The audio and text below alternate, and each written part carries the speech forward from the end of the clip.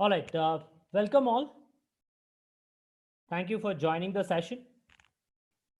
We are launching or we are basically doing this program for corporate employees to basically let them be aware of the trending concepts.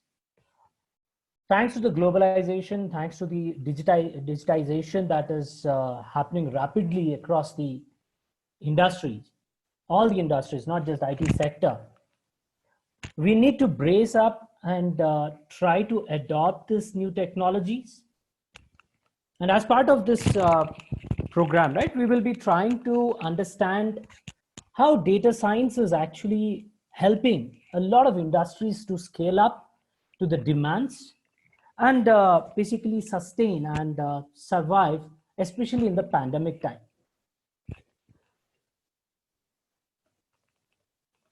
Okay, give me a minute. I'm just trying to set the participants. There are a few more participants flowing in. Let me enable this. Yes. All right.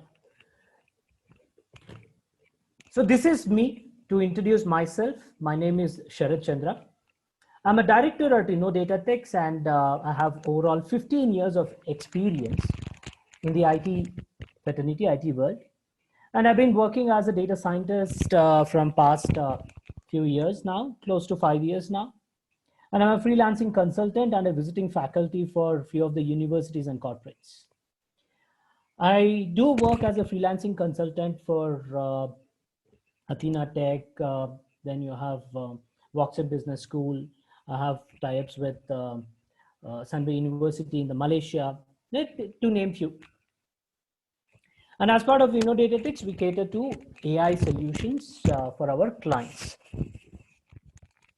So that's about a brief intro.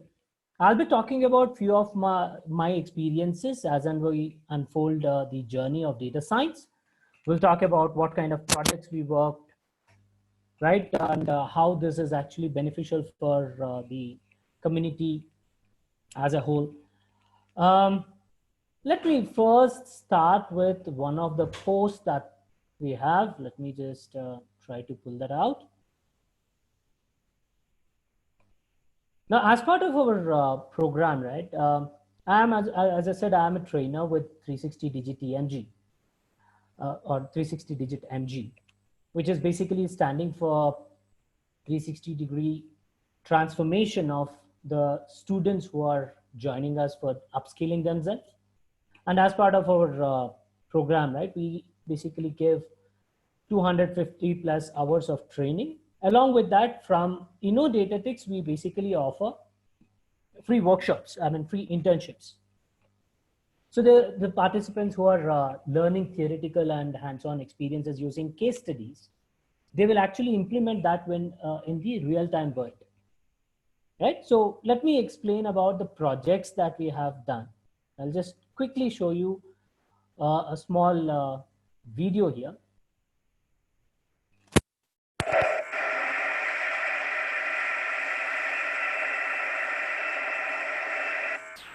Now, this is a video, a snapshot of project that we have performed with one of our leading, in India's leading food and beverages industry, soft drinks. So as you can see here on the screen,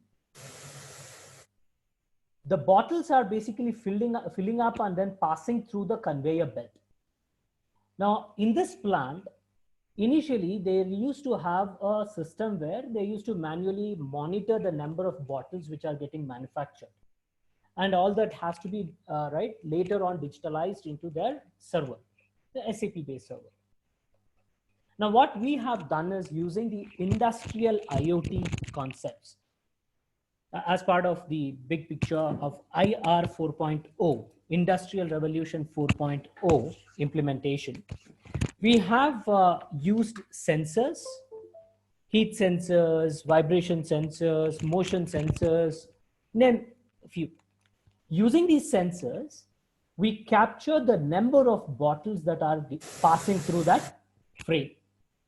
And all this information is getting passed on to the cloud-based system, wherein the entire data is getting churned out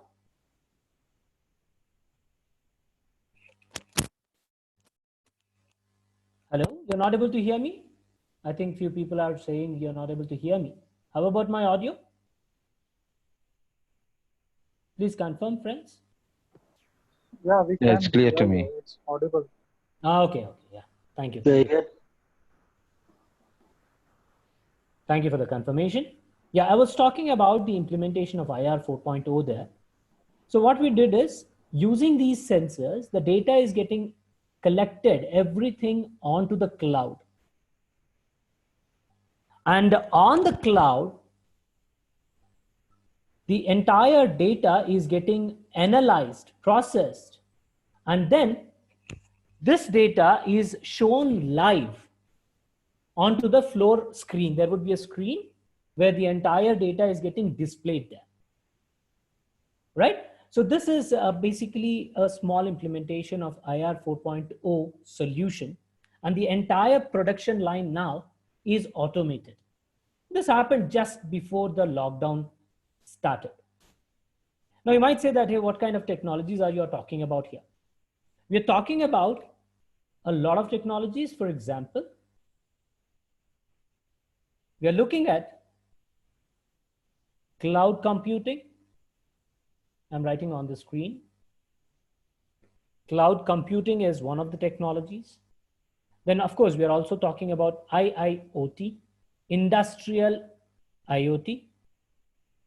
Then we are talking about databases, database management, because ultimately the data has to sit into a software. And here you'll have NoSQL database, which basically deals with unstructured data. Then we are talking about reporting, right? And we are also talking about AI, artificial intelligence, machine learning. Because the entire production has to be automated, that means machine to machine communication should be enabled. So from first stage, where the bottles are getting blown out, to the next stage where it is looking into the raw ingredients mixture, right? Then the filling up of the raw ingredients along with other water and all those things. Then bottling that, capping that bottle. Then labeling it. So everything is automated, no human intervention. So this machine to machine communication should be enabled, and all the data has to be automatically passed to the cloud, where this on the screen you will get the information. But if there is any problem in this production line, for example, there might be a power disruption or some parameter might have, right, raised an alarm, then immediately there would be an automated message shared to the all the stakeholders in order to take an action, right? So this is basically one of the product that we have worked with recently before the lockdown. We've also worked on, we are developing a product. You can see here. Look at this. This is an AI-based system that we are developing. It's already there on the market. Because of the lockdown, we are not able to market it and sell it properly. But what you see here is a behavior analytics that we are trying to capture. The AI system is putting a bounding box onto the human face, and that it is identifying whether the gender is a female or a male, and what is the facial expression. That's more important here. The person is basically having a neutral expression. If a person is sleepy, it will identify that the person is sleepy. If the person is a little happy, see, smiling, look at that. So the system is identifying that the person is happy, right? So these are the kind of solutions that you can develop on using machine learning and AI concepts. Now you can imagine this kind of a system is put in your office, right? HR team would be jumping with joy to learn this information, because they can identify who are those employees who are happy working in that environment. There might be people who are always sad, who are always angry with their managers, right? You will be able to see those differences from understanding their facial expressions. As a HR team, probably you might do a counseling, try and understand what kind of challenges these employees have. This way you can improve the retention, employee retention in the office. Okay, I think Amit is saying that there are issues in the audio. Can others please again confirm once again, please? If you don't mind, please confirm if there are any audio issues. No, We can hear it's you. fine We with can me. hear you, Sharath. We can Fine. hear you. There's no issue at all. Okay, wonderful. Thank you. I think Amit has some audio issues, probably internet issues. Amit, could you please check once from your side? Okay, thank you. Thanks for the confirmation, friends. Now let's start and discuss about few things here on what we can do, right? So let me probably show you an example here. But before that, We can hear you, sir. okay, wonderful. Thank you.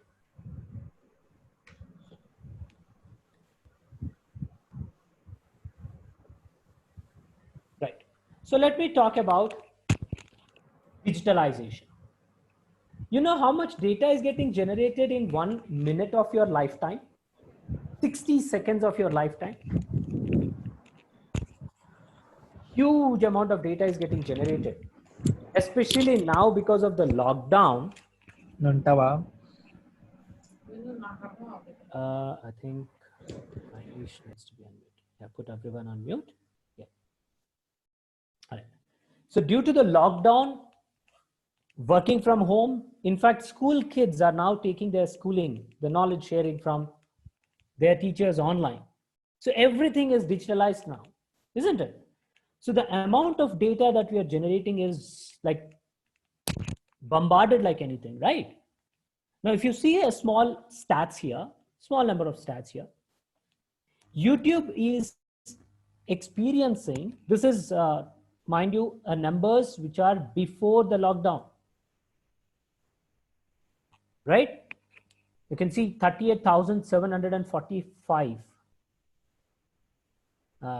I mean, you can say 38 lakhs, right? So much of information is getting, right, shared or viewed online.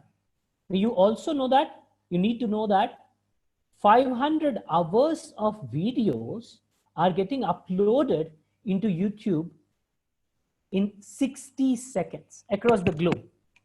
That means in a window of 60 seconds, people from across the globe, they are uploading some or the other content into YouTube. Now let's imagine you're working for 8 hours. This is a classical example that I always tend to give to talk about the importance of the latest trends and technologies that we are actually utilizing subconsciously. So imagine you are an employee working for YouTube and your job, daily job is for 8 hours. And all you have to do is a simple task. Review the video that is getting uploaded. Uploaded videos have to be reviewed and you have to mark whether the category and the subcategory are correctly selected. Yep. And every 60 seconds, you are getting 500 hours of video. All you have to do is this. Now tell me, would you be able to do that? Would that be possible? Humanly, is it possible? Definitely not possible, right? We cannot. So this is where your AI systems, machine learning systems are coming into the picture. Video-based analytic systems, right? Video processing happens here. And these systems, these algorithms are quickly scraping through the entire video that is getting uploaded. Within a split of a second, the system goes through that video and then it flags whether the category and subcategory were selected correctly or not. Right? Humanly, forget about it. It's not possible. Right? So AI needs to be there. This is one of the areas where you see that it's mandatory to use technology. Twitter, that's the number in 60 seconds. Amazon is selling 4,000 items, right, in 60 seconds globally.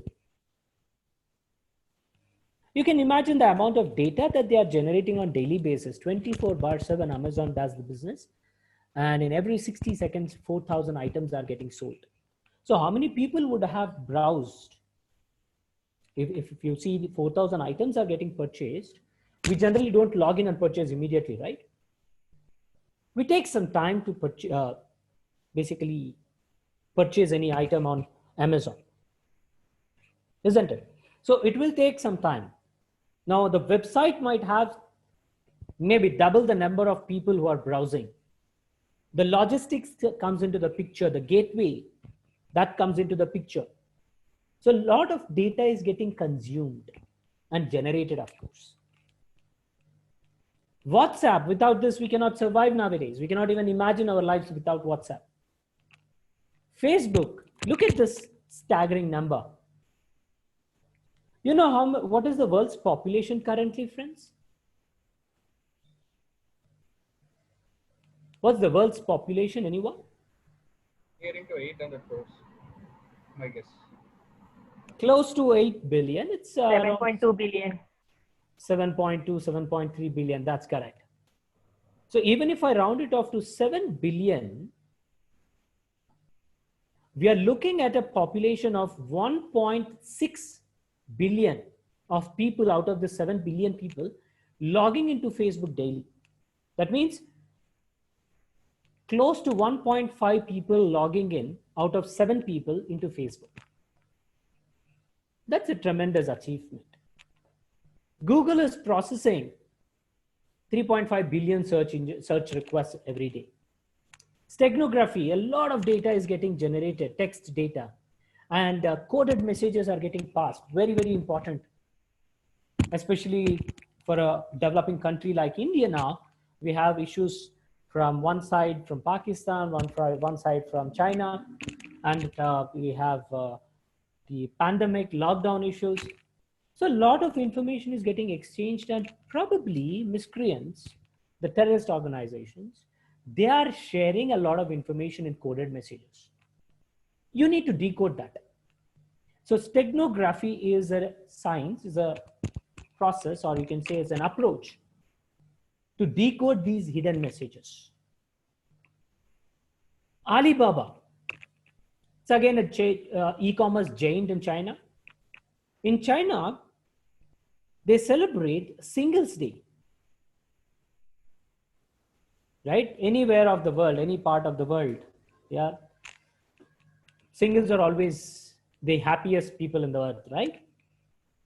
Whether it is China, whether it is Pakistan, whether it is Russia, whether it's US, or whether it is India. People who are not married, they are happy. So China follows this tradition. They call it as anti-Valentine's Day. Right? Everybody who's married might be smiling at this statement now. So they celebrate this on November 11th. We should also start doing that. Right? And the tradition says that whoever is single, they are the most happiest people. So they start gifting themselves something on that particular day. That's a tradition that they follow. So these e-commerce giants, they take the advantage of this, and they release offers on that particular day every year. And the stats, right, from 2016, if I recollect, on 2016, they have generated 14 billion USD on November 11th, 2016. That is 24 hours. Yeah, 14 billion USD. Now, if you look into the recent year, 2019, this number has, right, grown very higher than double. I mean, it's greater than double. So what they have done, can you imagine what they have done? What do you think is the strategy that these people have applied. It's a common strategy. Can you think of that?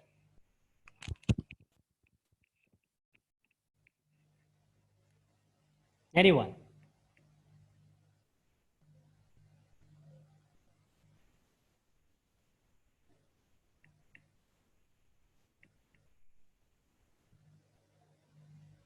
No? How do you improve your revenue? For any business, if you have to improve your revenue, you need to get your customer satisfied. Customer satisfaction is important. If you say increasing the offer, Ibrahim, the problem is your revenue is going down. You're not getting profit margin. Rather than that, can I try and retain my customers? Can I make sure my existing customers in the first place do more business with me? That would automatically improve your brand value. Automatically new customers, once your brand value is increasing, new customers will also automatically follow. So these people, what they've done is they have taken the historical data and they have analyzed the customer behavior. There might be a lot of people who have logged into this website on that particular day, November 11th. But not everybody is purchasing. So who are those customers who did not purchase, but they logged into the particular website? Now, why did they not purchase anything? Were the offers not good enough? Or were the products out of stock? Right? Where the payment gateway did not work? Or maybe there was some interdependency on the products and the other product was not available. Could be, right? So we're basically looking at various factors or various reasons which is causing the problem here. Maybe, just saying. So if you can identify these issues and address these issues, automatically the customers would try to do business with you. So automatically the revenue is increasing, right? So year on year, the revenue is improving. And we are talking about a 24 window frame, right? Now, if you look at the revenue is this much, can you guess how many people would have been there? And what kind of data we are talking about? Yeah. So the amount of data is humongous here, huge, right? So on this data, we cannot do any manual efforts. We cannot do any manual work, right? So manually you cannot process the data, and that's where we need our machines. Machine learning. You use your machines and train your machines in such a way that they do things for themselves, for you, and they give results for you, right? They process the data automatically. That's a machine learning process that we're talking about. Now you might hear a lot of these terminologies, right? Machine learning, deep learning, when we talk about artificial intelligence. So what are these different terminologies? What is the difference between them? Yep. So we have AI, data science, machine learning, and deep learning. These are the different terminologies. The first thing is artificial intelligence. Let's talk about this.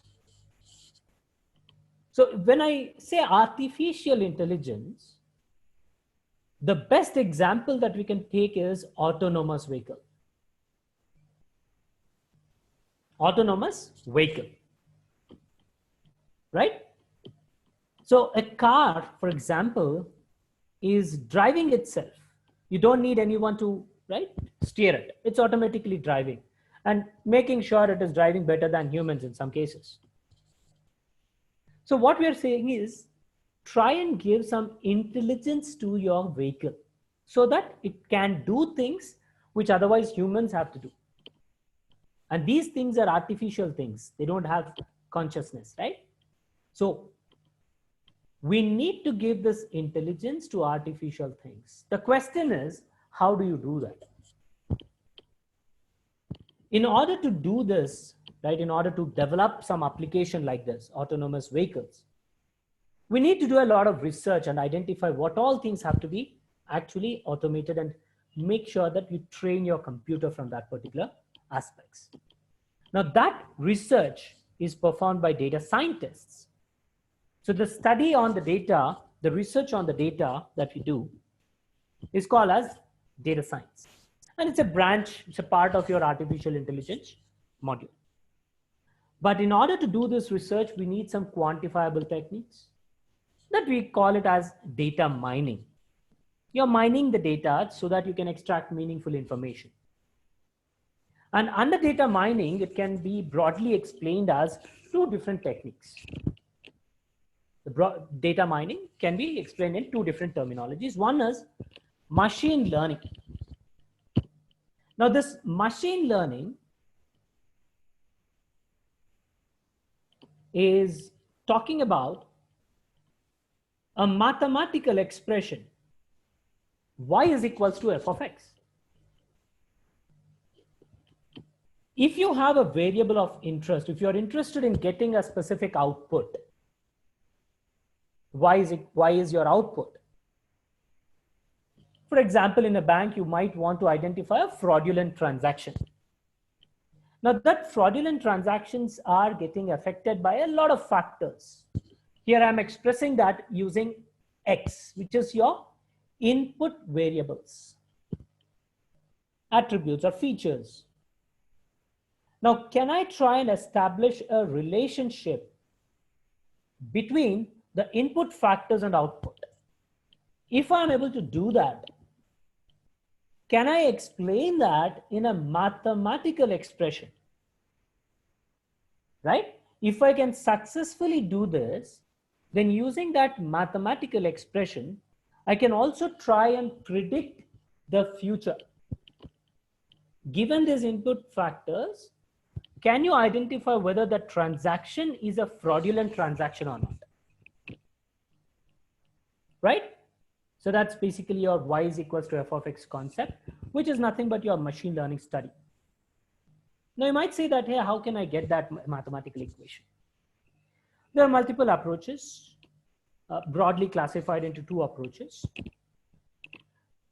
Ultimately, when you say machine learning, we need to get this base equation defined. What is this function?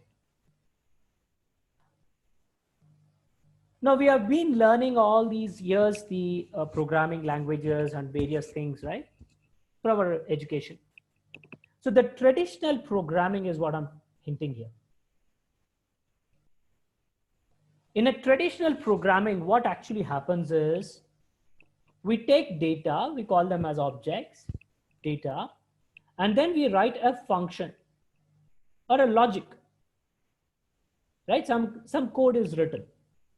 And this is passed to the computer. And what does this computer do?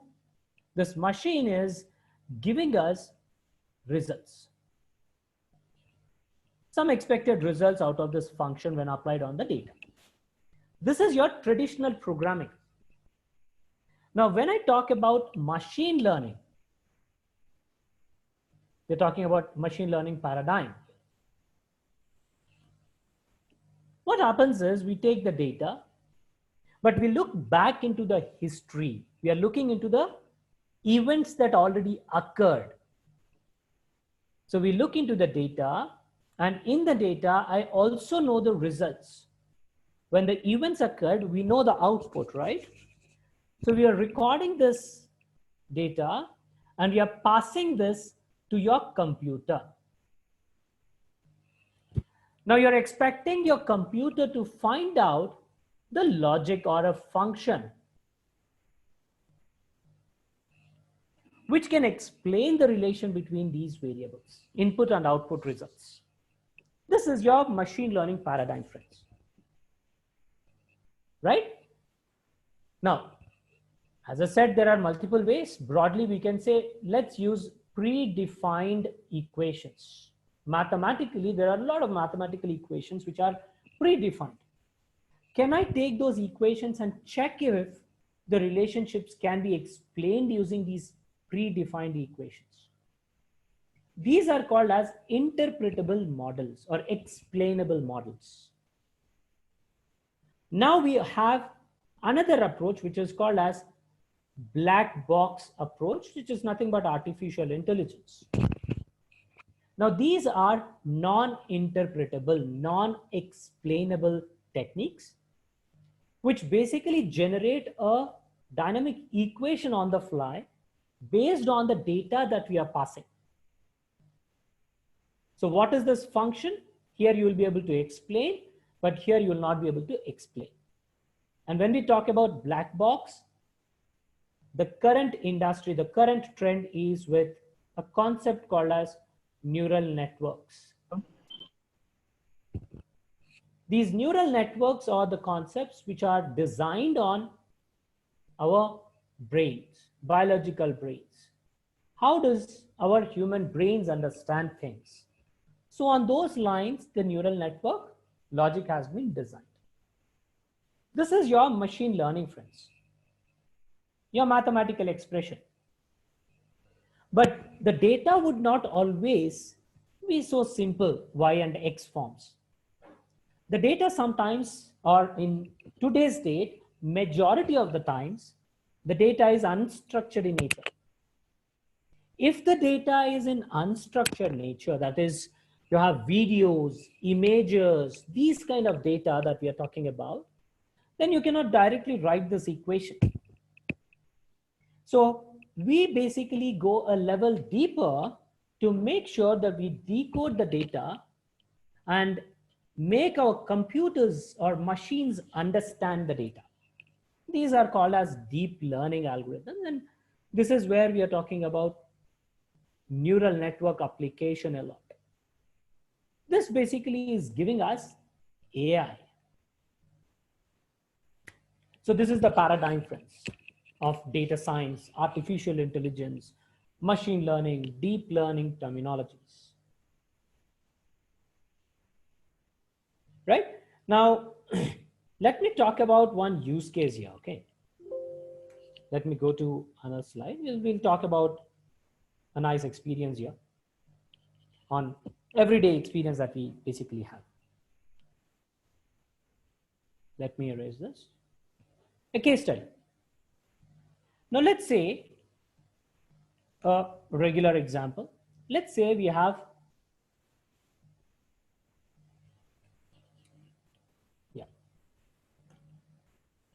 there is a marathon runner. Let's say this person every day jogs in the morning.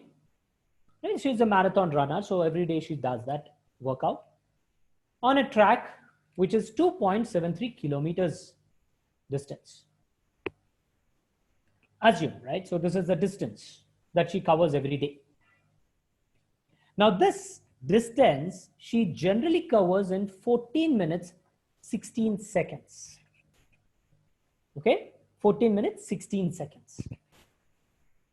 And of course, we can capture all this data thanks to the smart devices that we are sporting nowadays. All the data can be captured. So as a manufacturer, let's assume that we are New Balance shoe manufacturer. We are trying to find out where are my potential customers. Now those golden days, old days, where you wait for your customers to come is gone.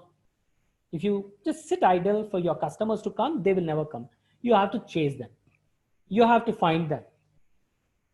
You have to incept an idea into their brains saying that, hey, you have to purchase from me. Right? Business is all about making sure your customers are purchasing which is not required to them. Right?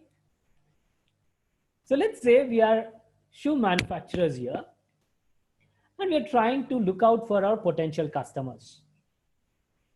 So we are paying money for various data providers. Let's say smart devices, the smart watches, they are capturing this data and we are paying to them to get this data. And we are tracking all this data, friends. Okay. Now, every day she is taking around 14 minutes time. But one fine day, she has taken 15 minutes, 24 seconds. Now, what could be the reason? There is an anomaly if you observe 1 minute extra. What could be the reasons of this 1 minute additional time that this person has taken?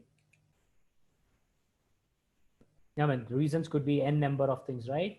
There could be a climate problem. There could be a heavy rain, maybe. Or maybe she was working late night because of some urgent assignment in the office. Or maybe she had a late night party, etc., etc. Her health may not be good. But remember, we are shoe manufacturers.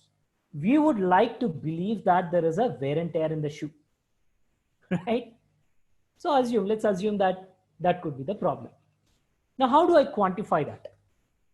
I'm making an assumption, but we need to quantify that, right? So here, we look back into the customer's data. She is using New Balance shoe. You are a shoe manufacturer. So probably you dig into the data and try to find out the invoice, the old invoice. It could be dated 1 year back.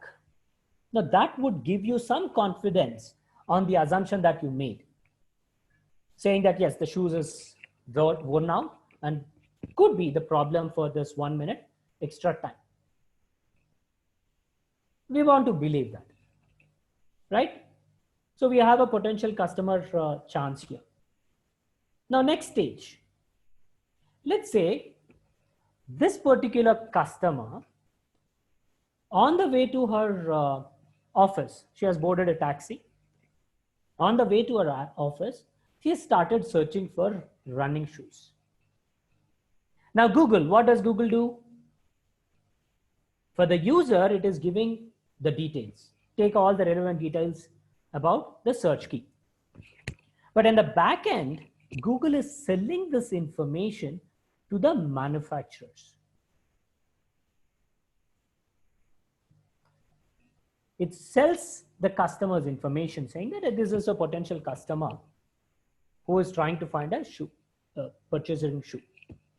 Now, as a manufacturer, I would like to get the data. And Google gives us the IP addresses, the phone numbers, everything, email IDs, whatnot. Now, using that information, I'll try to attract the customer to make sure she purchases the brand. So in order to do that, I would try to flash my ad,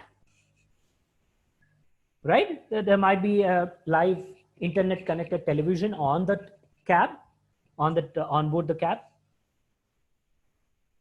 And we know the IP address. Maybe the customer is using the same internet, free Wi-Fi that is provided in the vehicles nowadays. So as a manufacturer, we also know that information and we are flashing the ad.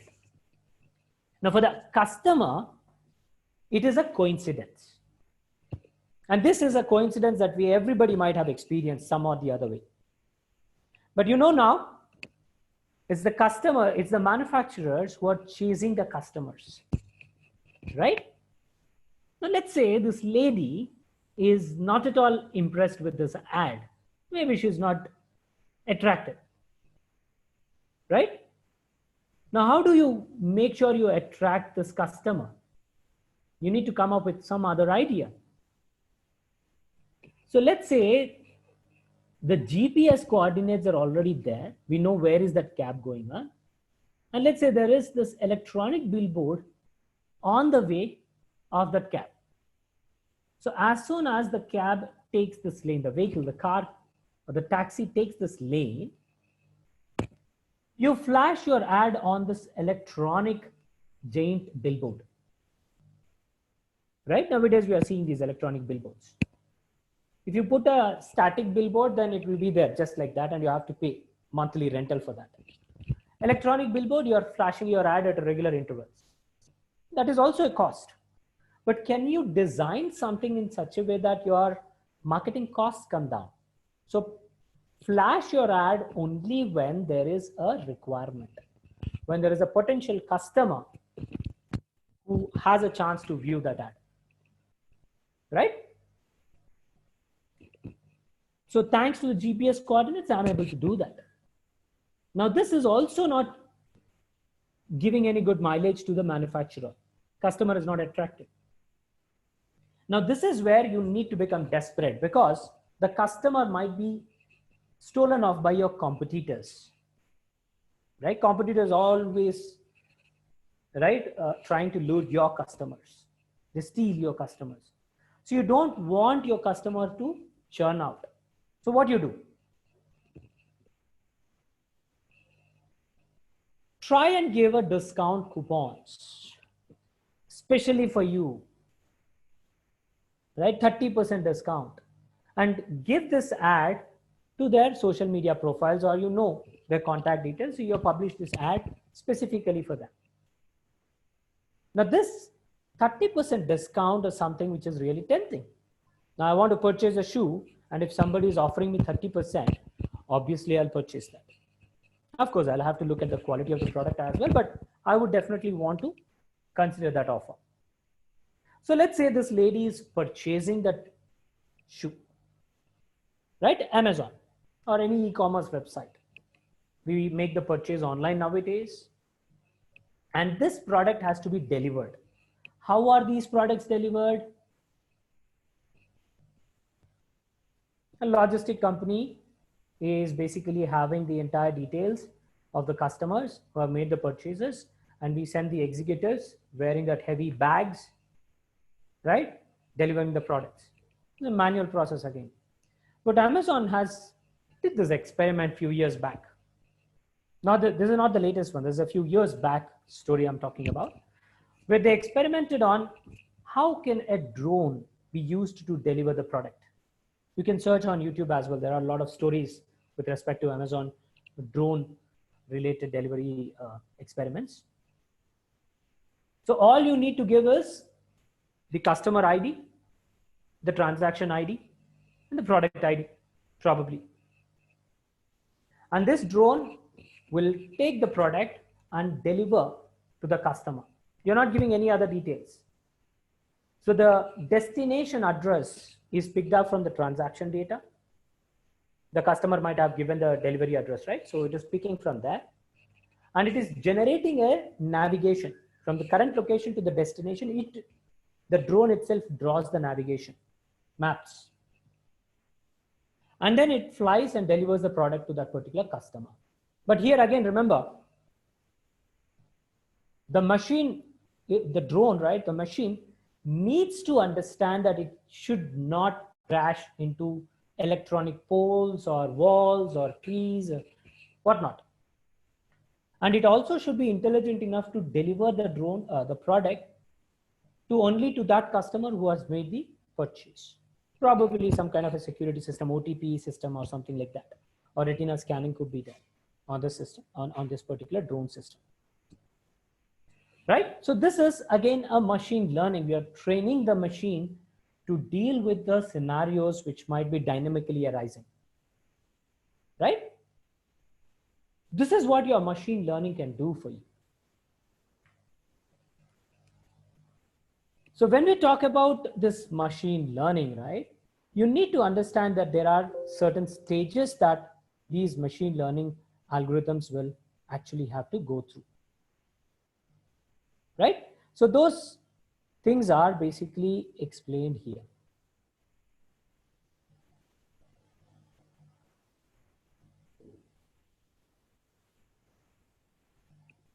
When we talk about any research on the data, the research should give you some results, insights, right?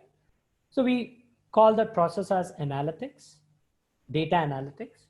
And these data analytics concepts can be classified into 4 types.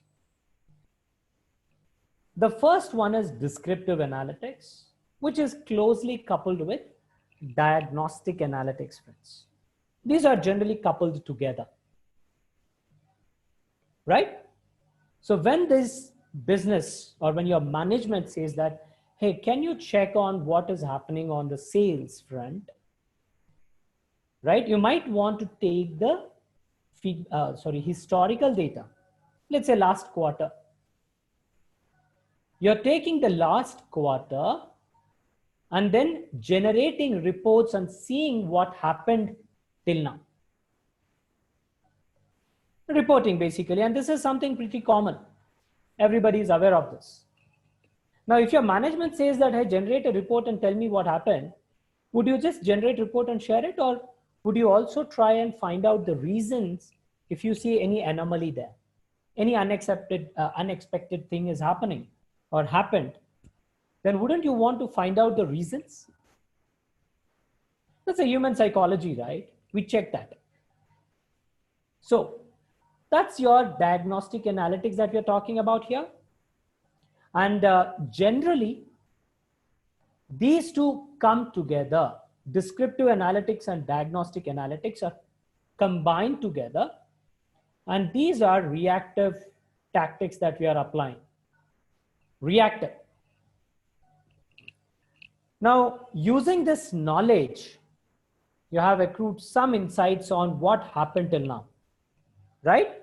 Now, using this knowledge, can I try and predict what might happen? This is where you're saying be proactive. Predictive analytics, predictions, upfront predict what may happen. This is where we are talking about machine learning algorithms being utilized. So yeah, machine learning comes here.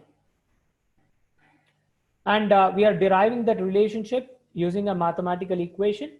And if you are able to successfully define this using this equation, you will predict upfront on what could be the output if you are taking a set of inputs. This is your predictive analytics. So we are basically looking at the stages of how you are demystifying your data and taking information out of that. And using that information, what you can do, right? Now, if you know, or if you are guessing what might happen in the future, can you also try and give solutions on what needs to be done? This is your prescriptive analytics, right? Now, I would love to explain this using another example, the doctor and patient example. Especially now with COVID-19, it is very, very relevant that, imperative that we need to take doctor's assistance. So let's say there is a customer or there is a person X, not customer, a person X. Now this person, let's say, is suffering from some discomfort.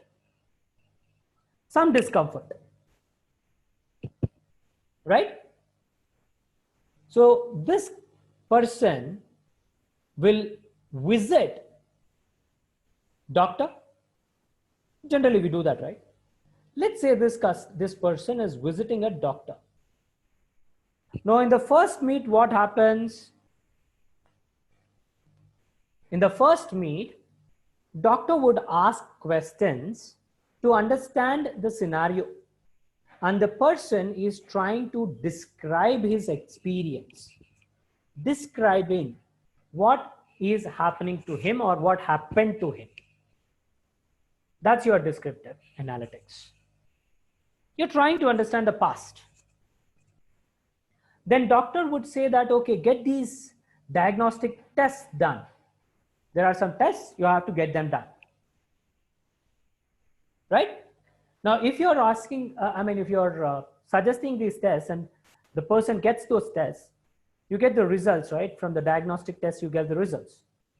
These results would give you a reason on why the patient or why the customer is suffering from that discomfort, right?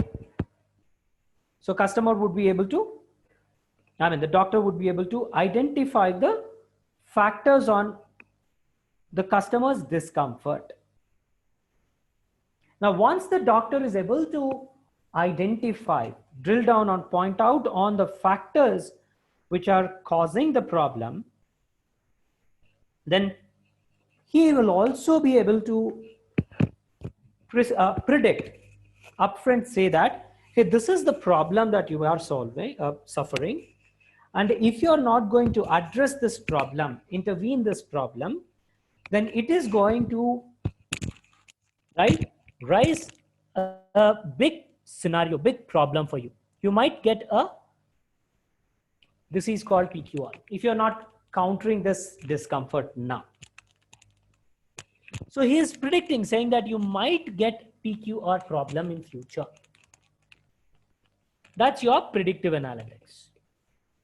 And then we have prescriptive analytics coming into the picture, where your doctor is giving you prescriptions, medicines, solution to your problem.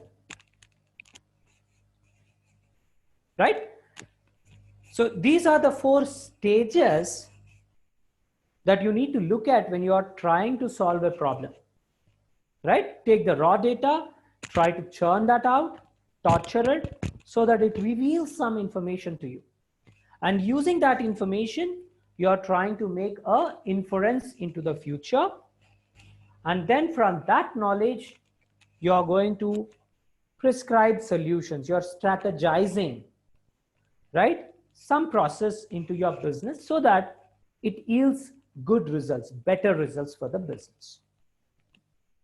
So this is basically the process or the approach for your analytics.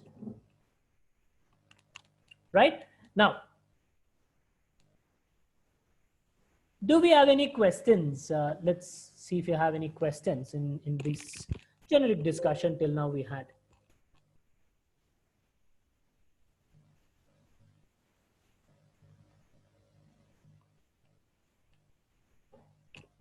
Okay.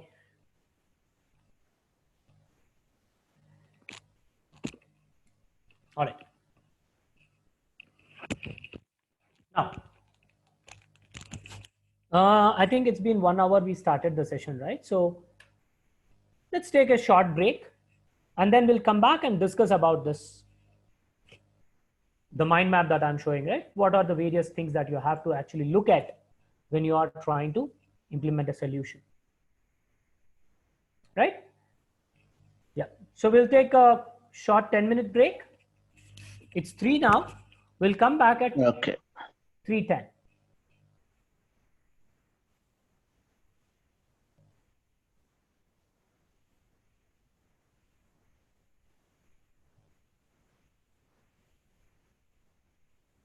All right.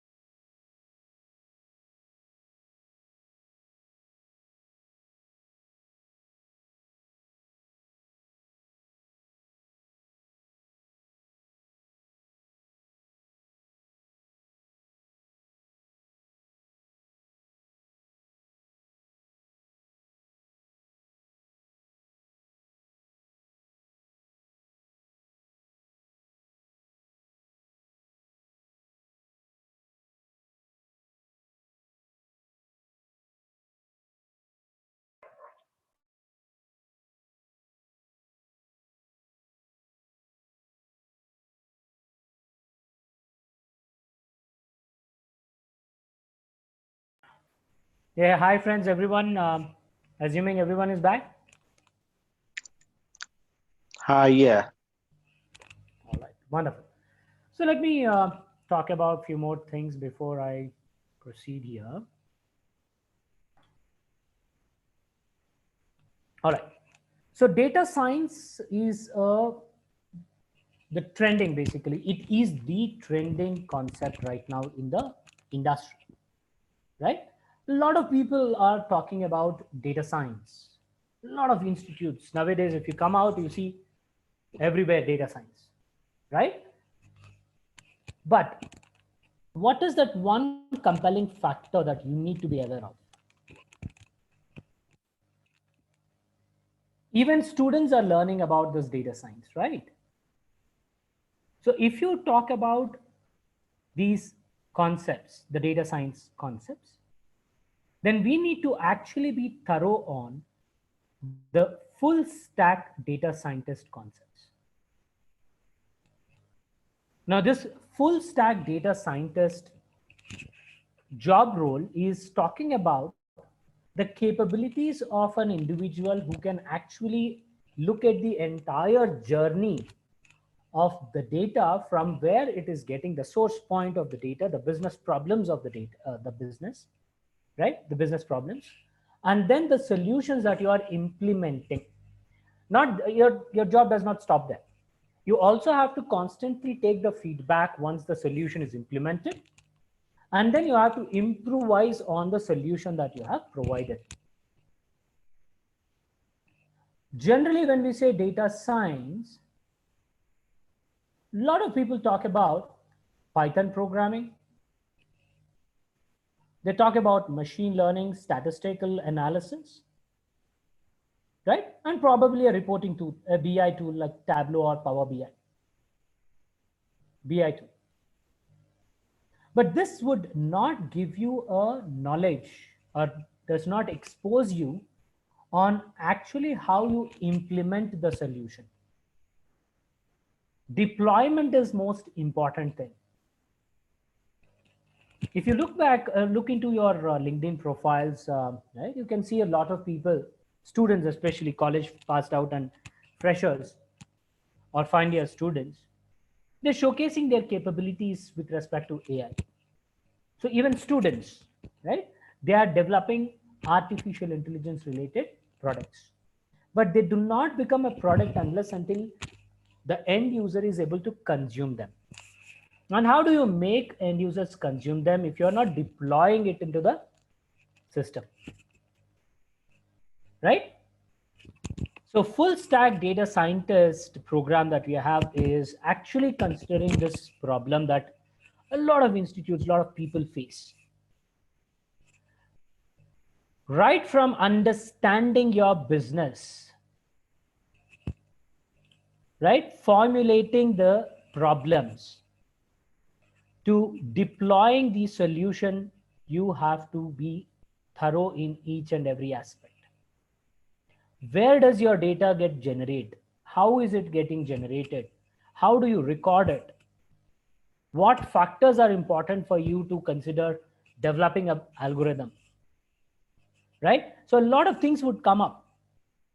And in order to do each and every stage of this entire journey, right? In analytics space, we apply a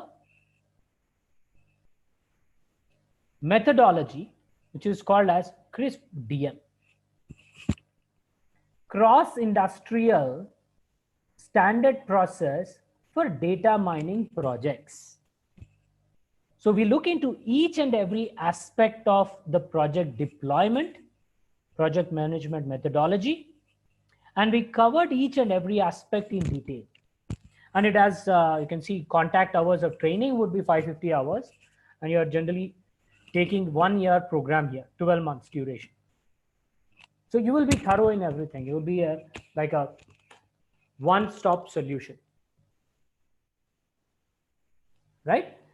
And along with this, right, you will be doing projects, internship projects. Let me show you those internship projects here. Yeah. Autonomous vehicles, components of autonomous vehicles, you'll be developing them. Cancer prediction, using the DICOM images, you will be able to predict upfront on whether a tumor is DICOM or not. Right? Behavioral analytics, we have seen that example. Right? Content creation, using LSTM algorithms, you will be generating a AI-based content creator. Video captioning, insider trading, predictive maintenance. In life sciences, healthcare, you have autism detection, cloud ML. So you will have to apply machine learning algorithms that you're going to learn on the cloud platform. How are you going to do that? And the famous chatbots, you will be able to develop your own chatbot using NLP concepts, natural language processing concepts. So these are the kind of projects that you will be doing, right, when you are completing this program. And these are the steps that I'm talking about. The CRISP DM, basically, which stands for Cross-Industrial Standard Process for Data Mining, will have broadly 6 stages. And this is the standard project methodology that is applied when you're doing data analytics related projects. And it all starts with this: business understanding. Data science or data analytics is all about mapping the data or formulating or framing the business problems. So I would rather define it as art of problem formulation, articulating it. Now you might understand the problem in a different way compared to your colleague. So each one has his own way to articulate the business problems, right? The management problem, for example. So data science is all about this. It's not just about developing an algorithm. And there are 4 broad kinds of data scientists that we see. You have to see in which role you can be more appropriately fit if you are trying to upskill yourself into this exciting world of data science. The first kind of a person who is the core statistician or a mathematician, math-based, stats-based data scientist. Now this profile would this personality would have very strong hold on the mathematical concepts. Probably people who are doing their PhDs or post graduations in stats, right? They fall into this category. Then you have the second kind of a profile, and these profiles will be strong in programming. The programmers, right? So these people are generally people who are coming from IT background. They're core developers. They worked on some kind of a development projects. They've learned about the computer programming, and then they are now transforming into this analytics space. So these people will be thorough with the Python programming or R programming, and they upskill in that level, in that area. Next, we have another set of data scientists who are domain experts. We generally call them as SMEs, subject matter experts. These people will know the business to the core.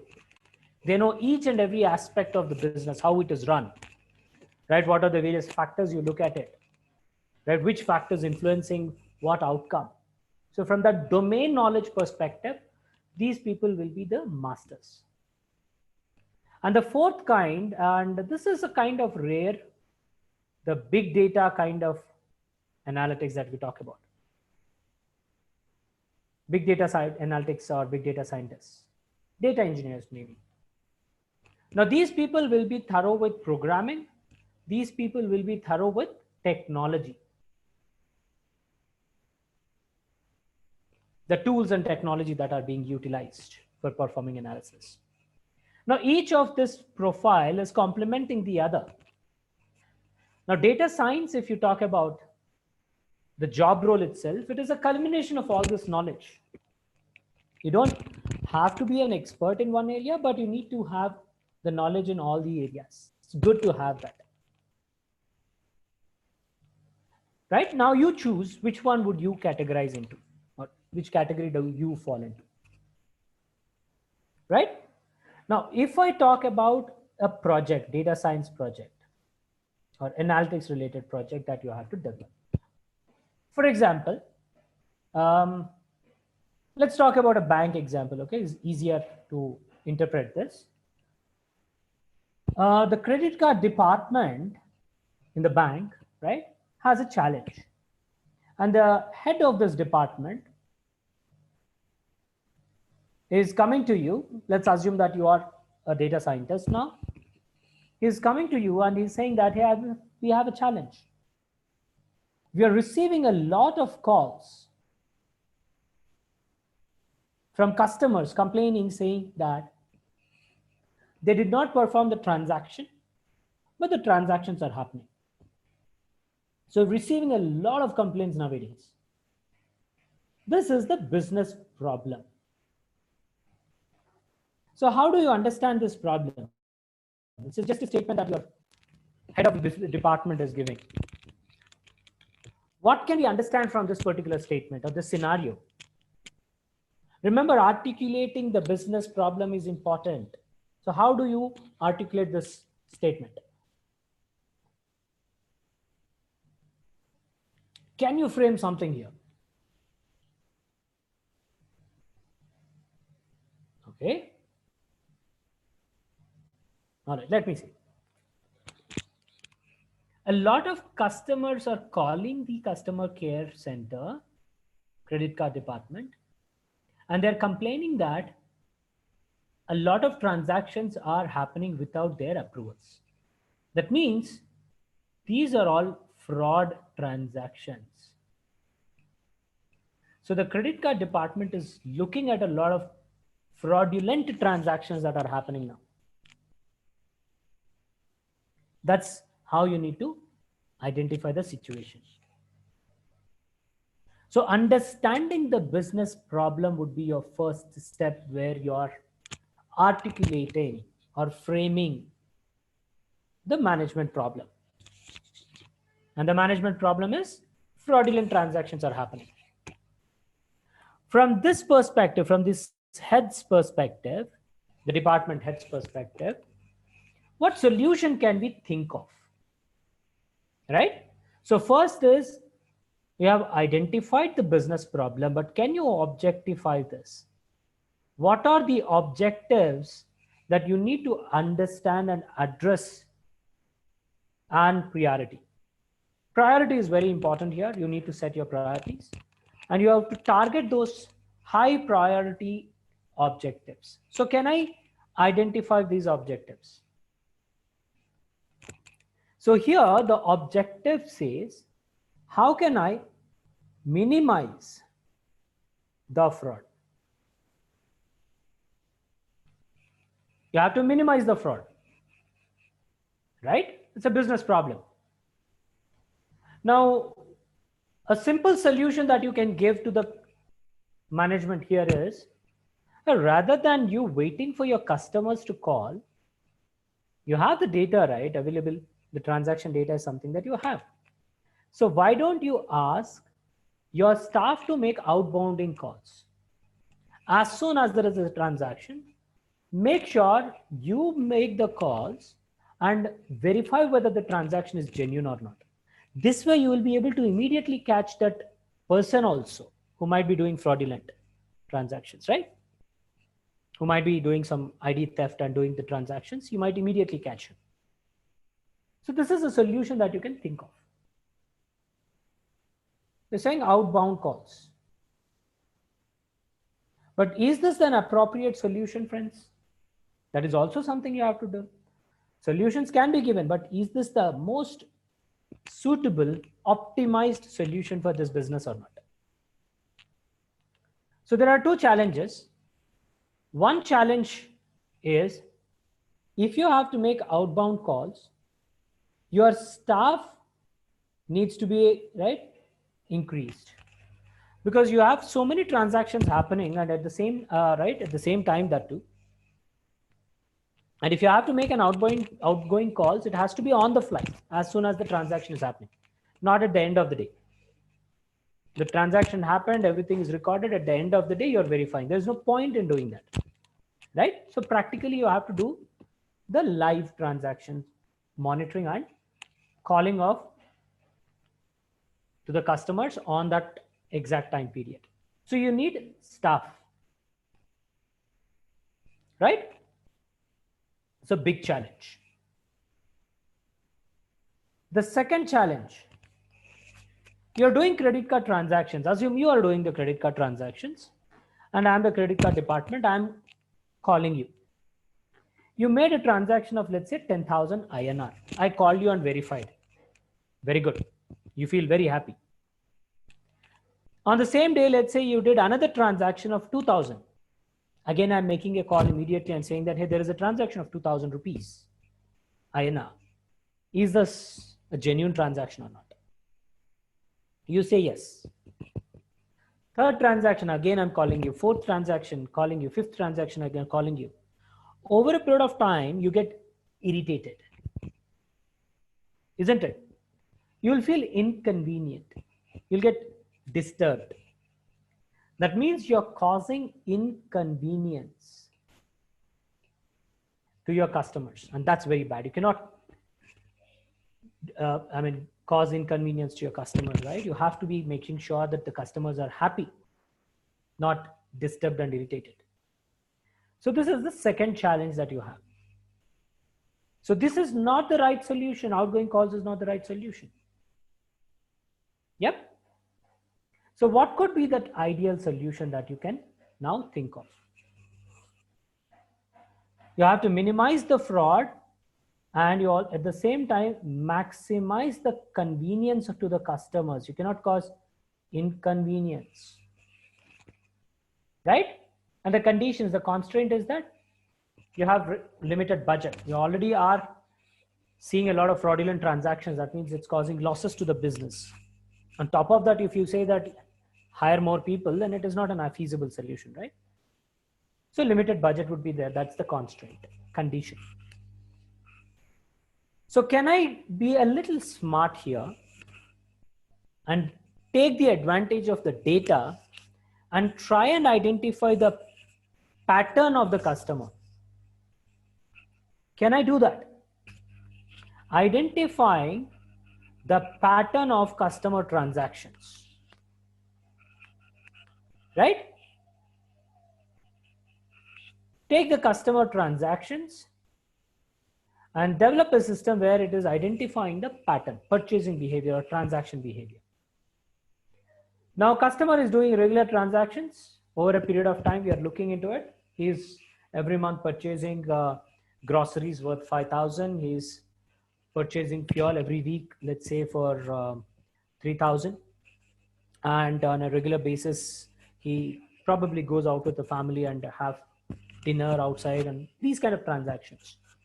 Now, one fine day, you see an international transaction happening worth probably 1 lakh, Indian currency, 1 lakh currency. Now, don't you think this is an anomaly? Variation in the transactions? Now, you need to have a system in place which will identify these kind of anomalies. We call that as anomaly detection. And as soon as the system sees this kind of anomalies, it has to raise an alarm. It has to trigger, right?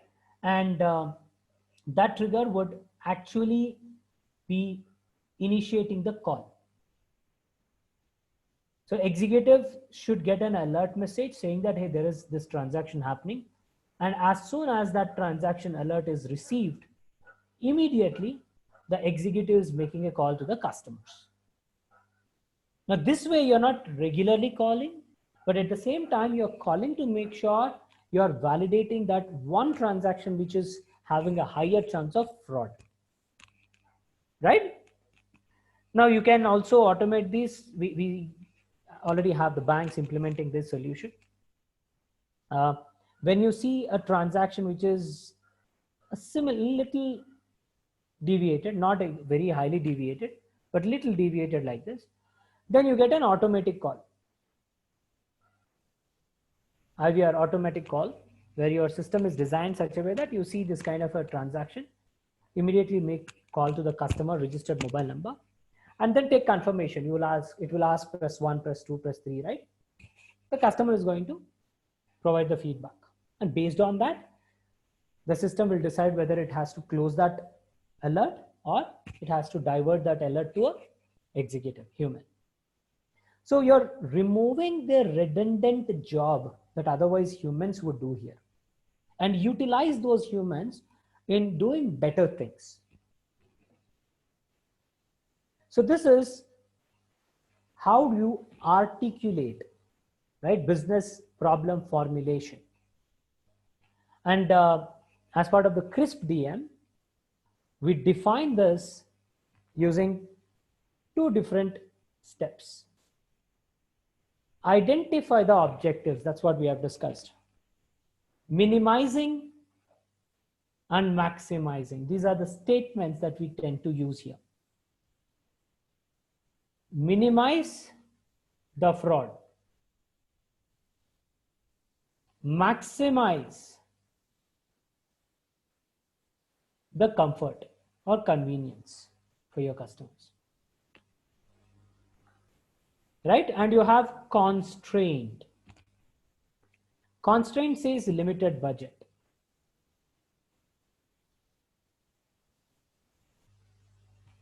You cannot go beyond the budget and give suggestions. It will not work out.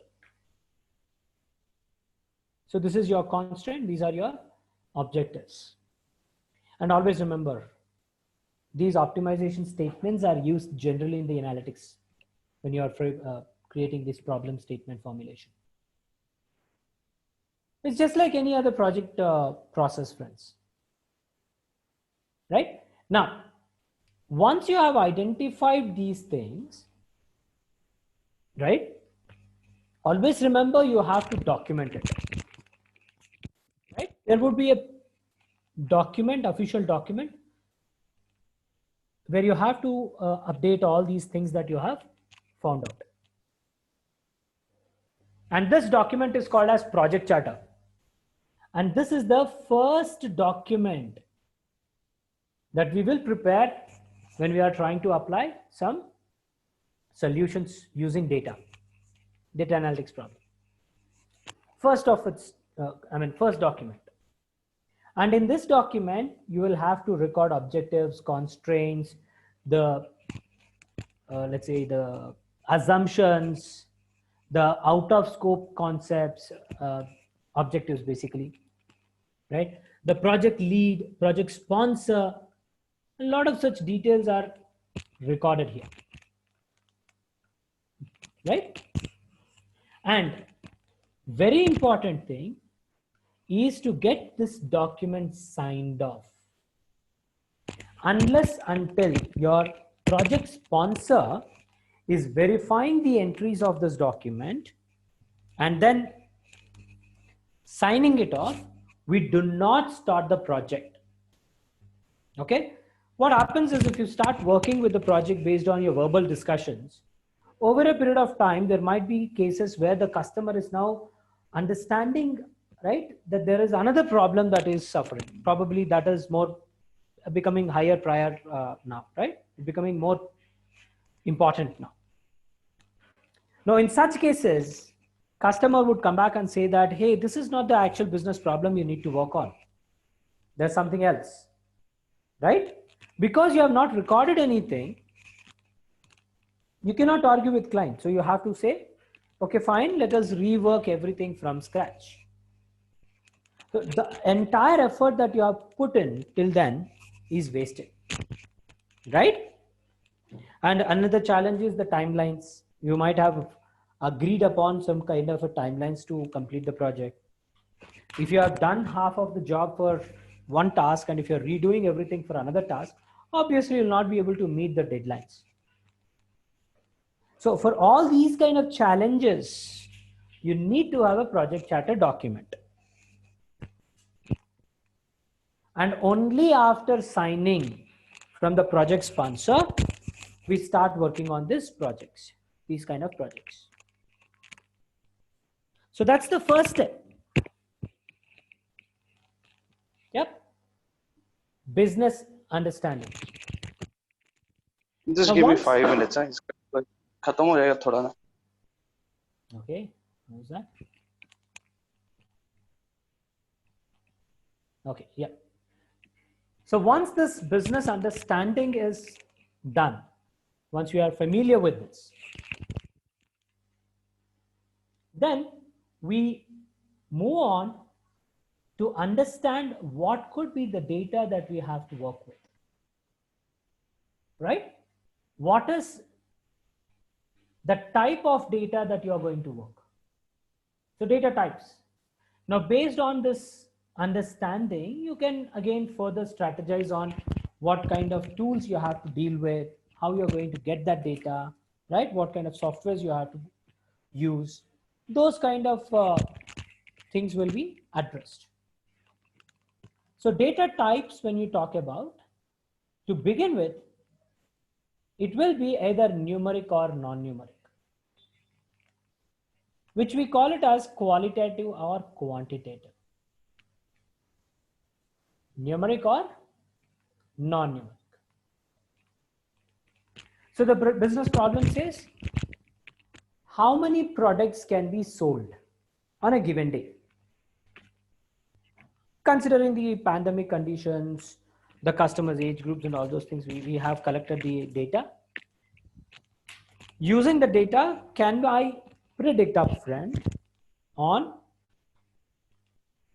what, how many, let's say, units of the product is going to get sold? Now, when I say number of units, it's a numeric value, right?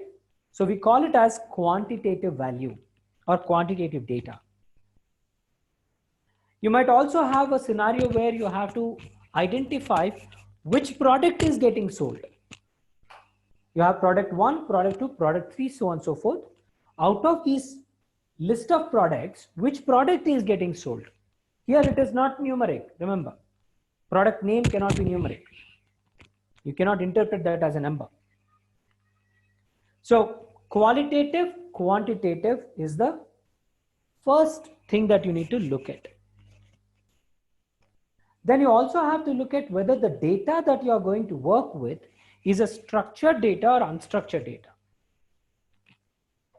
Now, all these years, we are taught or we are used to work with structured data. When I say structured data, it is nothing but this table. Your computer, your machine can understand this table representation. It says, okay, this is column 1, it has certain set of data. Column 2, it has certain set of data. So on and so forth, right? And this table representation is called as structured data. Now, unstructured data. So unstructured data is a data which cannot have a predefined data model. Or in simple terms, unstructured data is the data which cannot be represented in a table format, right? So you can say that anything that you are working with, any data that you're working with, which is stored in SQL-based databases, RDBMS-based systems, will have a structure to it. So you'll have proper data model.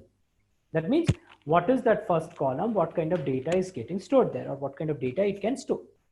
What is the second data? Second column, third column, fourth column, so on and so forth. This is how we understand the data model. If I give you an image and ask the machine to identify what is there in that machine, for example, driverless car, the input to the car is the image, the video, which is getting captured by the high definition camera, which is fitted on the car. So the input here will be video or images. And your machine has to figure out whether that particular object in that image or a video is a human being or a plant or a tree or a stone, right? Or another vehicle. If it is another vehicle, what kind of vehicle it is, what is the dimension of that vehicle?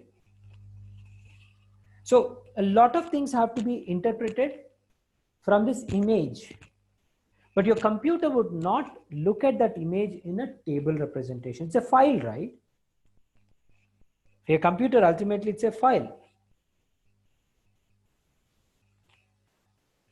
right? So unstructured data, and this is where you are going to utilize deep learning algorithms,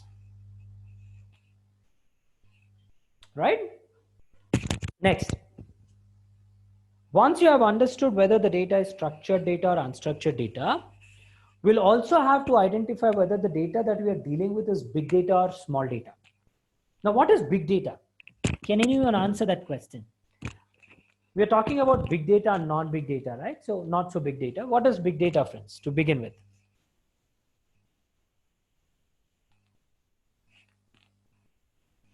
Can anyone define big data here? Let's see. No? Lot of data. Okay. Lot of data. Yep, correct. But just Data one which state, is continuously adding, data which is adding. continuously adding means yes, Yeah, continuously growing. You mean? yes, growing. Okay. Anything else which can be added here? Okay. So let me explain this.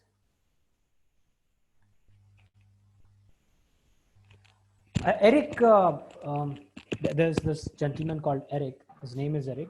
He used to work for Google till 2015, if I'm not mistaken. Now he's working with Alphabet. Some around 2000 to 2015 or something. Okay. I don't remember exact details about this person, but what he has said is, when he was asked similar kind of a question in one of the interviews, he said, imagine that you're God. Okay, he's asking the interviewer, saying that imagine that you are a God. Everyone, you imagine that you're God. Okay. Now what you decided is to collect the data. But when did you decide it? Not today. You're deciding to collect the data from the time of humans' existence. Okay. And if you would have done as God for each and every human being who is generating data now, from those days, if you would have collected the data, then he gave a date. He said year, not date, exact date, but year. He said till 2003. We don't know when the humans started existing. So from that date till 2003, Eric stated that we would have generated 5 exabytes of data. Now, before I continue, what is an exabyte?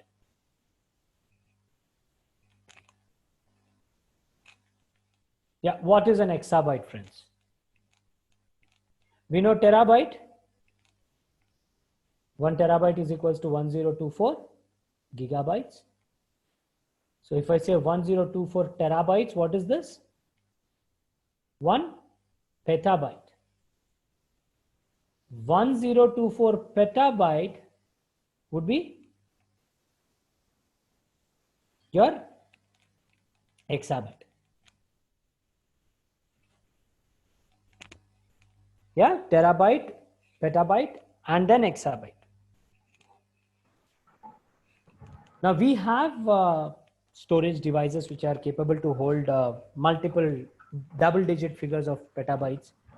And we have cloud spaces where you have unlimited storage capability. So that's not an issue. As a God, you can do that. But yeah, till 2003, you have 5 exabytes of data.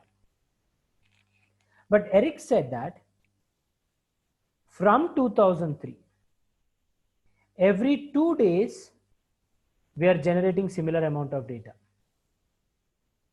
Every 2 days. In fact, now in the pandemic time, I would say every 2 hours, we are generating more than this. So what you understand here from this example, you need to understand one thing is the volume, the size of the data. So every 2 hours, if you're generating 5 exabytes, on one day, how much of data would you generate? Right? In 1 month, in 1 year. So the amount of data that we are generating is like humongous. Right?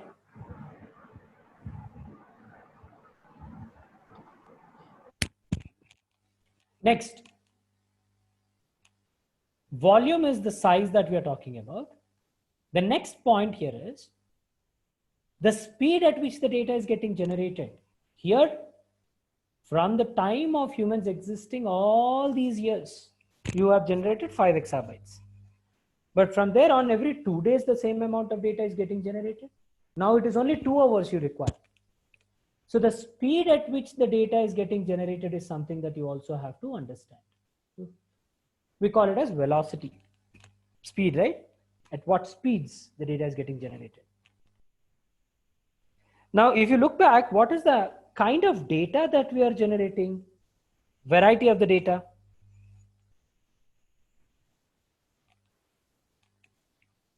So we are talking about variety of the data. And this is where you see structured and unstructured. If you look into Amazon, Facebook, Google, right? LinkedIn, these giants, they do not just have structured data with them. They have a lot of unstructured data as well. Right? So data type of data that you are generating. Now, if you are taking only text data, right, in 2 hours, you cannot generate 5 exabytes of text data. Text is very small, right? Storage coverage would be there. So you need videos or audio files or images, right? So these are the first 3 V's that we need to look at. Then we have a 4th V, which basically is talking about veracity. What does this veracity mean?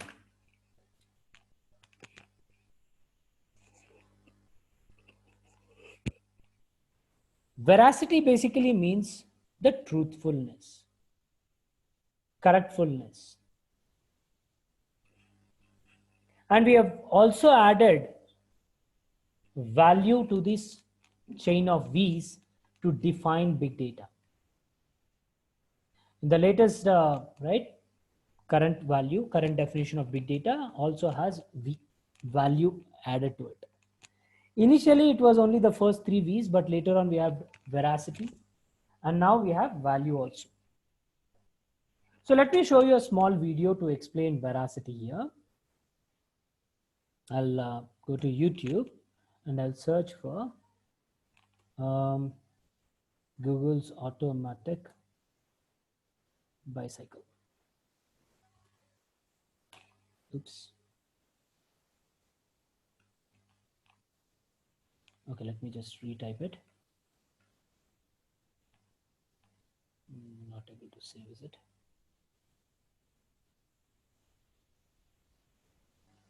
Bicycle. Oh yeah, this is one. My favorite.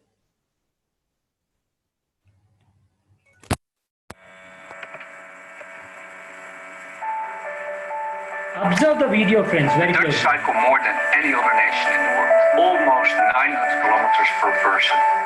But that also means we have 350,000 bike-related injuries. Now imagine that we would make biking safer, smarter, and easier by applying self-driving technology to biking. Self-driving bike to figure out where it is, what's around it, what will happen next, and what it should do. We leaned on Google's expertise in self-driving cars, but we had to adapt the technology to work on a bike.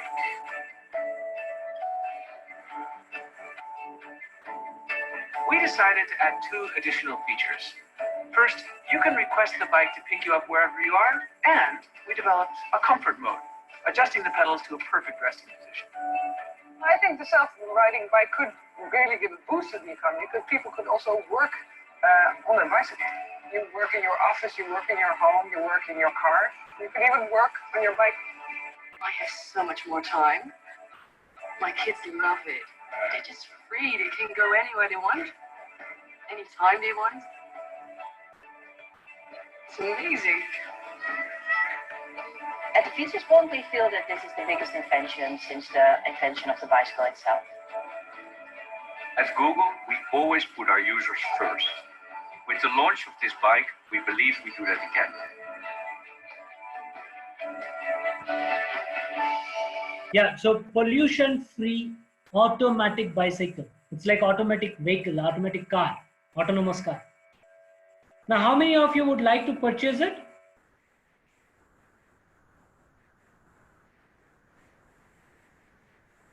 Yeah, you can be very vocal. How many of you want to purchase it, provided it's launched in India? Google is working on it. Interesting technology, right? Yes, myself, I want to purchase it. Yes. I got you. Everyone. Look at on the screen. What does it say? Only available on April 1st. Actually, Netherlands does this on every April 1st. Not Netherlands, it's the Google. It was usually making fun of Poland. Yes. This is veracity, friends. This is exactly what veracity means. What is the correctness of this data? You're seeing brand, Google. We have that perception saying that, okay, Google is doing always research. But actually, they're trying to make April Fools. Every year they do it. Wonderful videos are populated. I like this particular one because it looks so natural. Right? So veracity, big data, you have so much of data available. Everybody understands the importance of data. So everybody is generating data, storing the data, but when you want to actually utilize that, draw some information out of that data, is that data that you are considering is correct or not? Right? Does it have a value or not? So you have these 2 additional V's added with your big data, right? So when we talk about big data, we need to bring in these aspects. The 5 V's is what we define that as. Volume, velocity, variety, and then we're talking about veracity and value. So what is the data you are dealing with? Are you dealing with a regular data? Because for regular data, we can use traditional tools. But if you talk about big data, then these are the various challenges that you need to look at. Not just the size of the data that we're talking about. Right? So based on these different types of data, we are going to apply solutions. Different solutions would be designed. Now we will be discussing further on the next steps of Crisp DM in tomorrow's session. Now let me walk you through with the YouTube channel that we have. This is our YouTube channel, friends, wherein we conduct free webinars. Interesting programs would be conducted here. And a lot of pre-recorded videos are available. Series of discussions have there. You can see here, Crisp DM in detail, everything is explained already. You might want to subscribe to take the advantage of the live videos that we conduct. So cloud computing, data science related concepts, Tableau, business intelligence, AI related, right? Python programming, you might want to subscribe to this YouTube channel. And yeah, let me also talk about my profile. If anyone wants to connect with me, let me also share this. I would be glad to connect with you people. Let me just take.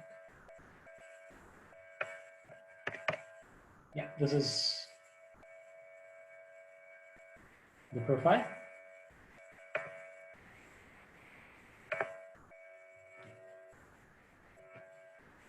All right. Any questions anyone has in the discussions that we had till now?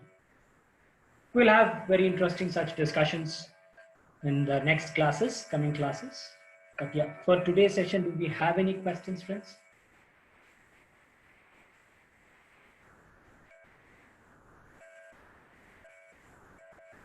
No. Okay. Oh, wonderful. Okay, yeah. That means I have delivered the content in the most appropriate way, so that everybody has consumed that. Okay, wonderful. Yes. This gives me more confidence. Wonderful. Oh yes, Nishita, you will be working on the project as well. That would be the path basically. When you join the full-time program, right?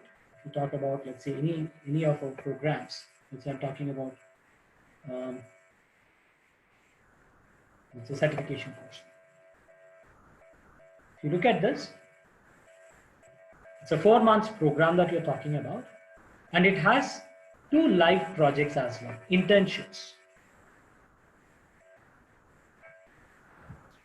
Sharath, I have one doubt, Sharath. Can I go ahead? Oh, yes, please.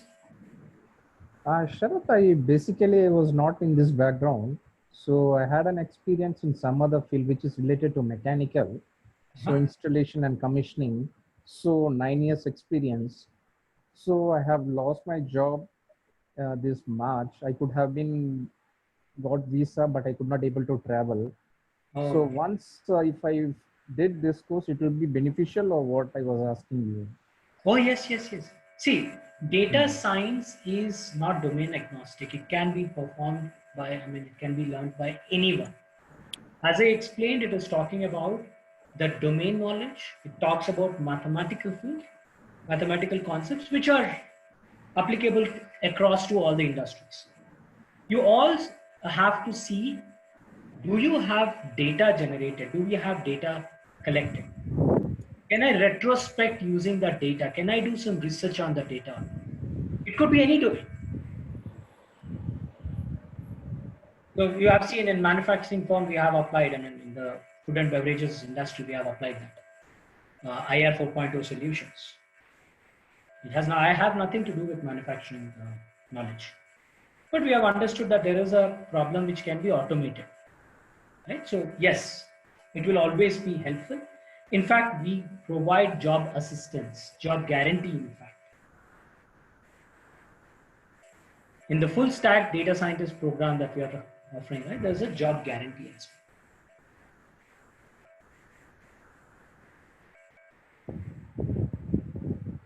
Okay. Thank you, Sharath.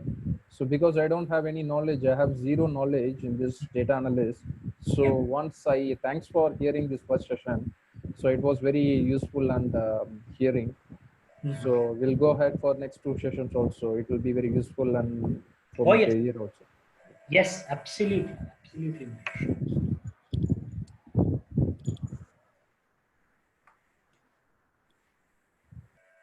Okay.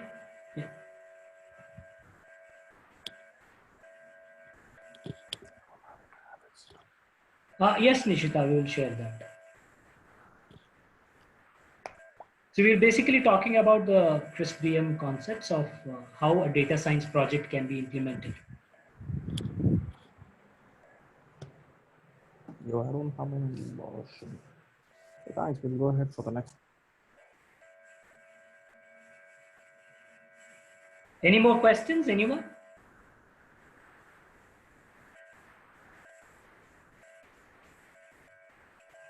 Oh, Biswajit, DBA, wonderful. So I come from similar kind of a background. I worked for Oracle Corporation for 11 years. I'm a pure techie guy. You're a DBA, you know, autonomous database has been released by Oracle. Yes, correct. So it is doing a lot of AI stuff there. It is generating server logs, right? The database is reading that server logs and it is automatically implementing solutions based on the warnings that are getting identified, that are getting generated in the log and identifying them. It identifies the issue, warning, and then also applies the best possible solution without any human intervention. So that's an autonomous, an AI system that we're talking about, and it is all about machine learning. The system needs to understand the warning. And that's one of the use cases I'm talking about, core for core DBAs. Yeah, but Sharath, I want to know, basically as a DBA in this domain, how do we fit in actually? Okay, so you are a DBA. That means you're handling the database of a business, some kind of a business. That's correct. What is that business? What are they doing? Right? Why they need data? What kind of schemas are they defined? From that data, what they are doing. So this kind of information is what you have to basically understand first. If you're able to understand that, then you will be able to map to their business problems. You are a pure techie guy, like what I said. Yes. Data scientists who are basically falling under big data section, big data category. Remember I explained 4 types of data scientists? Math related, programmers or programming related, then domain analytics or domain related experts would be there. And you fall in the category of big data scientists, big data analytics. This is where I also fall because of my previous knowledge. You will be able to understand the tools and techniques which will help data scientists to derive the solutions. You have to now accrue a little bit of domain to implement those solutions that you will be learning from the machine learning perspective, coding perspective.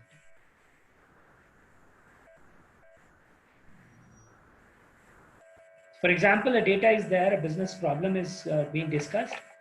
You should be able to also tell what kind of data that these people are using and what is the system they should actually use. From that perspective also you can suggest. For example, we have, I personally worked with one of the aviation customer wherein we've implemented entire solution using open source tools. We have developed a big data platform for these customers end to end. So their existing database, right, is getting burdened when we implemented analytics related programs. Because whenever we talk about predictive models, analytics, it is an iterative task. So database is basically getting a lot of hits, a lot of requests. So application, the database is becoming slow. Performance becomes slow. So what we did is we generated a pipeline and then we migrated the entire data. I mean, we live connection is established, but the entire data is being moved to Node big data system. And on that big data system, we basically have executed this real-time analytics using Spark programming for the aviation sector. There were 12 different applications which run on big data. So these kind of projects is what you can concentrate on because you're familiar on these things.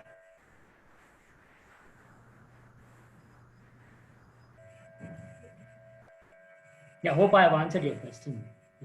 Yes. Oh, okay, wonderful. Yeah, I think we spoke last time. I don't remember if I spoke to you. Yeah, I believe we have spoken in the past. No, we did speak. Dishant, yes. See, AI is a end result that you get, Dishant. Right? you're basically giving some intelligence to the machines. In order to do that, you need to implement machine learning algorithms. And nowadays, thanks to the awareness, thanks to the smart devices that are getting generated, these IoT devices, especially, they gather a lot of data, they generate a lot of data, right? So data science, of course, is the base platform. If you are automating the solution, then it becomes AI.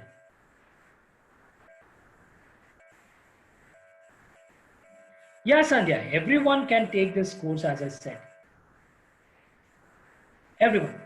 You're coming from functional background, for example. That means you are familiar with, again, the business side of things. The functionality is what you're talking about for a specific process example. You know the flow. In that flow, can you identify any flaws? Can you automate anything? What kind of information can you draw or derive from the historical data? It is all about articulating the business problem by looking into the data.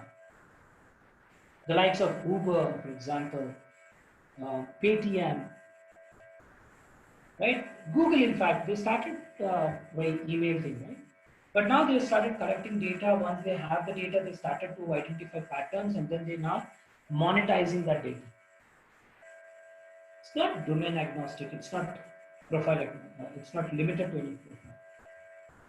That's the beauty of data science application.